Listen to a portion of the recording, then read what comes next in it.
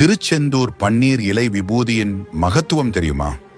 சுக்குக்கு மிஞ்சிய மருந்தும் இல்லை, சுப்பிரமணியருக்கு மிஞ்சிய கடவுளும் இல்லை என்று முருக பக்தர்கள் சொல்வார்கள்.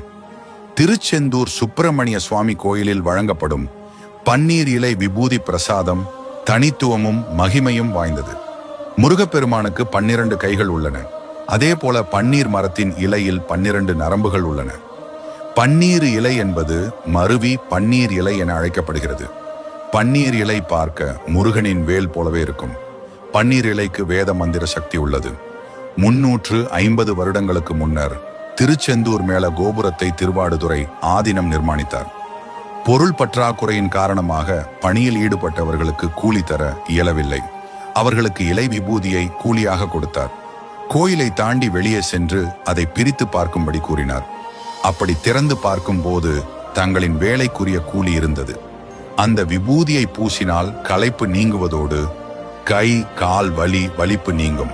அது மட்டுமல்லாமல் பூதம் பிசாசு தீவினைகள் நீங்கும். இதை போல பல சிறப்புகளை உள்ளடக்கியதாக பன்னீர் இலை விபூதிக்கு உள்ளது.